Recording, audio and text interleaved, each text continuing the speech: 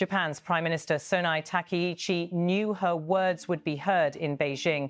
What she may not have anticipated is just how deep the shockwaves would run across Asia. During a parliamentary session on November 7th, Takaichi declared that if China launched an attack on Taiwan from the mainland, such a scenario could constitute a survival-threatening situation for Japan, and that Tokyo could then deploy its self-defense forces in response. Overnight, a remark framed as self-defense was understood in Beijing as something far more serious, a sign that Japan was preparing to insert itself militarily into the most volatile flashpoint in East Asia. From Tokyo's perspective, this was presented as a logical extension of Japan's security doctrine. From Beijing's vantage point, it looked like the revival of an old and dangerous script. Chinese officials did not treat Takaichi's comments as a slip of the tongue or as domestic rhetoric for a local audience. They saw it as a deliberate abandonment of the strategic ambiguity that Japan had long maintained on the Taiwan question. For the first time in the post-war era, a sitting Japanese prime minister openly stated that Japan would send its forces into a Taiwan contingency, and that was enough for Beijing to conclude that a red line had been crossed. China's foreign ministry made that view clear through its spokesperson, Mao Ning, who used her podium not merely to criticize the remark, but to place it in a long arc of history. She recalled how in 1931, Japan had invoked a survival-threatening situation to justify seizing Manchuria, how Tokyo framed its expansion under the banner of defending the Greater East Asia co-prosperity sphere, and how even the decision to attack Pearl Harbor was cast as an existential choice for Japan's survival. To Chinese ears, the revival of this language is not abstract policy speak. It is a reminder of invasion, occupation, and immense human loss. For Beijing, Takaichi's words evoked the same logic that once led to tens of millions of deaths across Asia. That historical memory is crucial to understanding why China's reaction has been so forceful, and yet, in the eyes of many Chinese, still restrained. Officials did not stop at public condemnation. Beijing sent letters to United Nations member states, reminding them that Japan remains covered by the so-called enemy state clauses in the UN Charter, an outdated but symbolically powerful residue of World War II. At the same time, China began applying economic pressure. Seafood imports from Japan were frozen. 2 travel advisories were issued, warning Chinese citizens about travel to Japan. Within weeks, tour cancellations piled up. 500,000 flights were reportedly scrapped, and analysts estimated that Japan could lose at least $1.2 billion in tourism revenue, with losses potentially reaching as high as $9 billion if the crisis drags into 2026. Youth exchange programs between China and Japan were suspended. Dozens of concerts by Japanese artists in China were cancelled. Planned trilateral meetings involving China, Japan, and South Korea were postponed after Beijing said Takaichi's comments had damaged the political foundation and atmosphere necessary for such cooperation. What might once have been categorized as a war of words quickly spilled into trade, tourism, and diplomacy. The crisis, in other words, ceased to be purely rhetorical and became structural. Beneath the headline dispute over Taiwan lies a deeper Chinese concern, the sense that Japan is gradually but unmistakably moving toward remilitarization. For decades after World War II, Japan's security posture was constrained by its pacifist constitution and by a self-imposed limit of roughly 1% of GDP on defense spending. That ceiling has been steadily pushed upward. In August, Japan's Ministry of Defense submitted a record budget request of 8.8 trillion yen for 2026, part of a multi-year trend that aims to push military spending toward 2% of GDP. In the past few years, Tokyo has revised key security documents to allow a more proactive posture, including the acquisition of so-called counter-strike capabilities, such as long-range missiles that could target enemy bases. Recently, Japan announced plans to deploy missiles just 70 miles off the coast of Taiwan, positioning hardware in its southwestern islands closer than ever to any potential conflict zone. Takaichi herself has at times questioned whether Japan should continue strictly observing its 3 non-nuclear principles: not possessing, not producing, and not permitting nuclear weapons on Japanese territory. While she has not openly called for nuclear armament, even entertaining such questions erodes a long-standing taboo in Japan's post-war political culture. From the Chinese perspective, none of this can be treated as isolated or accidental. Analysts in China and some abroad argue that Tokyo is engaged in salami-slicing incremental steps that, taken together, amount to a systematic rebuilding of military power. What angers Beijing is not only the substance of these moves, but the lack of any clear reckoning with history. Many in China believe that Japan has never fully acknowledged the scale of its wartime atrocities, from the invasion of northeast China in 1931 to the brutal campaigns of 1937-1945, which Chinese historians say caused between 25 and 30 million deaths. Against that backdrop, the idea of Japanese forces entering a conflict involving Taiwan is viewed as an intolerable regression. Yet the story is not just about history and security, it is also about political survival in Tokyo. Takaichi leads a relatively weak coalition government rather than a commanding parliamentary majority. She faces pressure from a far-right nationalist base that wants Japan to be more assertive in the region, particularly against China. For such an audience, tough talk on Taiwan and a strong Japan narrative can be galvanizing. By publicly framing a Chinese attack on Taiwan as a direct threat to Japanese survival, Takaichi may be seeking to rally this constituency, shore up her domestic position, and justify dramatically increased defense spending. There is also an economic angle. Japan's economy has been sluggish for years and increasingly vulnerable in the current climate. The United States' recent unilateral tariffs on Japanese goods have weighed on exports. In the third quarter of this year, Japan's exports reportedly fell by around 4.5% year-on-year, and real GDP contracted by about 1.8%. The first such contraction in roughly a year and a half. Inflation hovers around 3%, and markets expect the Bank of Japan to raise interest rates again, while yields on the 10-year government bond have climbed above 1.8%. Against this backdrop, some in Tokyo see military Keynesianism, defense-driven spending, and industrial policy as one way to inject demand, support certain sectors, and reassert Japan's role as a serious security player in the region. In that sense, provoking or amplifying a sense of threat from China can be politically and economically useful. If Chinese reactions are loud and visible, they help justify Tokyo's narrative that Japan faces intensifying dangers and must rearm accordingly.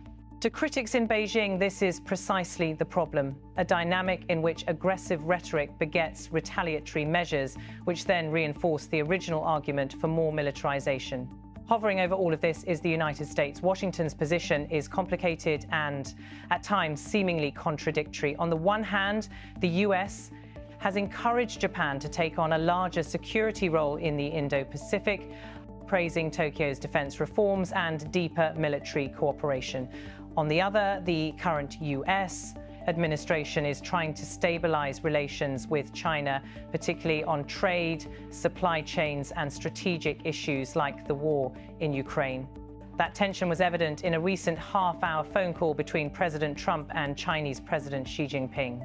The White House version of the call, released as a social media post, emphasized discussions about the Russia-Ukraine war, soybeans and fentanyl largely economic and security issues unrelated, at least on the surface, to Taiwan or Japan. But China's foreign ministry released a statement with a very different focus. In Beijing's account, Xi used the call to lay out China's fundamental position on Taiwan, stressing that the island's return was an integral part of the post-war international order and recalling that China and the United States fought shoulder to shoulder against fascism and militarism. Xi's message, in essence, was that the victories of World War II and the settlement that followed must be defended, not eroded. Shortly after that call, reports in the Wall Street Journal suggested that Trump had telephoned Takaichi, urging her not to provoke Beijing further on Taiwan, allegedly out of concern that escalating tensions could derail the fragile thaw in US-China relations. Tokyo has denied that Washington asked it to tone down its rhetoric, But the timing of the calls and the divergent public readouts raised questions about whether Japan can always count on the United States to back its every move. For Takaichi, it is a delicate calculation. She may feel emboldened by American support for Japan's defense buildup, yet she must also recognize that Washington has its own priorities and may prefer to avoid a confrontation over Taiwan that it has not fully prepared for. If this diplomatic crisis stretches into next year, as many analysts think it will, the economic stakes will only grow. China is Japan's largest trading partner, accounting for roughly a fifth of Japan's exports and imports. Tourism is a key sector, representing about 7% of Japan's GDP. Chinese visitors have long been central to that industry, filling hotels, shops and restaurants from Hokkaido to Okinawa. The rapid collapse in bookings after China's travel advisories shows just how quickly that income can evaporate when politics intervenes. So far, Beijing's measures have been targeted but not maximal. Seafood imports have been halted, but other sectors remain largely untouched. Tourism has been squeezed, but trade as a whole continues. Observers recall that in 2010, when Japanese authorities detained a Chinese fishing captain in disputed waters, China restricted exports of rare earth elements to Japan, materials essential for electronics, automotive and precision machinery. At the time, Japan relied on China for around 90% of its rare earth supply, and for certain heavy rare earths, that dependence reached up to 99%. It was a painful lesson in vulnerability. The fact that Beijing has not yet revisited that playbook suggests that China is trying to calibrate its pressure this time, keeping more powerful tools in reserve while signaling that it is willing to escalate if provoked further. Chinese policymakers are walking a tightrope. On one side is the desire to push back firmly against what they see as Japanese militarism and a direct challenge to the post-war order. On the other is the need to preserve regional economic stability, avoid frightening foreign investors, and maintain China's image as a reliable trading partner. Too aggressive a response risks feeding a narrative that China uses economic coercion as a weapon. Too soft a response risks emboldening those in Tokyo who want to go further. Domestic politics in both countries makes this balance even harder. In Japan, nationalist sentiment, particularly on the right and among some younger voters, has been growing. In some circles, the memories of Japan's wartime aggression are distant or muted. Instead, narratives that cast Japan as a victim, especially of the atomic bombings of Hiroshima and Nagasaki, loom larger in public consciousness than the atrocities committed abroad. That creates fertile ground for arguments that Japan is once again being bullied by neighbors and must stand its ground. In China, the story is very different. The history of Japanese invasion is woven into education, public commemorations, and collective memory. Students learn about the massacres, the occupation, and the resistance. Museums and memorial days keep those memories alive. This year, China marked the 80th anniversary of victory over fascism and Japanese aggression, with major ceremonies and military displays meant to signal that the country is now strong enough to ensure that such humiliation will never be repeated. Against this backdrop, Takaichi's remarks were heard not just as a policy statement, but as a direct insult, landing just weeks after commemorations that reinforced the message of never again. Chinese social media lit up with anger. On platforms like Weibo, users denounced Takaichi's comments and demanded a tougher response. Many asked why Japan was allowed to speak so casually about sending troops into a China-related conflict, given its past. Others argued that China's own sacrifices and military strength meant that it should not shy away from countermeasures. Some called for boycotts of Japanese products, echoing past waves of consumer resistance. Already, many of the cancelled flights to Japan are not the result of government bans, but decisions by ordinary Chinese tourists no longer comfortable spending their holidays in a country whose leader talks about a Taiwan war scenario. This public mood matters. Just as Takaichi has to think about her far-right base and coalition politics, Beijing's leaders have to consider their domestic audience. They know that nationalist anger can be a double-edged sword, useful when channeled outward, but dangerous if it turns inward and accuses the government of weakness. So when Japanese officials accuse China of overreacting, many in Beijing insist the opposite, that they are in fact showing restraint compared to what their own citizens are demanding. The crisis also intersects with a broader diplomatic campaign by China to frame itself as a guardian of the post-war order rather than a challenger to it. Chinese officials have emphasized cooperation with Russia and other partners on preserving what they call regional stability and the legacy of the anti-fascist victory. They have courted European leaders, stressing economic cooperation and mutual benefits while warning against a return to bloc politics or Cold War-style containment. Within that narrative, Japan's perceived drift toward militarization is portrayed as a throwback to a darker era, not just a bilateral issue. Looking ahead, much depends on whether Takaichi chooses to clarify or walk back her remarks, and whether she can do so without jeopardizing her political survival. Beijing has made it clear that a formal retraction would go a long way toward easing tensions. So far, she has refused. She has said that Japan's position has not changed, but has not provided the kind of explicit reassurance China wants. To Chinese analysts, this ambiguity is itself a problem. They worry that Tokyo is trying to keep its options open, signaling toughness to domestic and foreign audiences while leaving enough wiggle room to deny escalation. Meanwhile, Japan's economy is in no shape to sustain a prolonged standoff with its largest trading partner. Export weakness, rising borrowing costs, and soft growth make the country vulnerable to any additional external shock. If China chooses to tighten the screws further through more targeted trade measures, stricter controls on tourism, or coordinated diplomatic isolation, the costs for Japan could mount quickly. And yet, economic pain does not always translate into political moderation. In some cases, it can deepen grievance and harden nationalist positions. On the other side of the East China Sea, Chinese leaders face their own constraints: a slowing economy, youth unemployment, and a complex external environment that already includes friction with the United States, territorial disputes in the South China Sea, and the ongoing war in Ukraine reshaping global alignments. A full-blown economic war with Japan is not in Beijing's interest. But neither is allowing what it sees as a dangerous precedent to take root. At its core, this crisis is about more than one statement in a parliamentary chamber.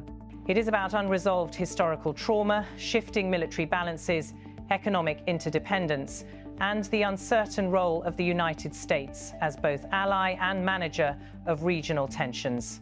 It is also a test of whether Asia can avoid sleepwalking into a new era of confrontation, powered as much by memory and identity as by strategy and hardware. For now, the path forward is narrow. It would require, at minimum, more careful language from Tokyo, clearer reassurance from Washington, and a willingness in Beijing to calibrate pressure without tipping into escalation. It would also demand something harder: an honest reckoning, particularly in Japan, with the history that still shapes how its neighbors hear every word it says about war and peace. Whether any of the players involved are ready for that reckoning remains, for the moment, an open question.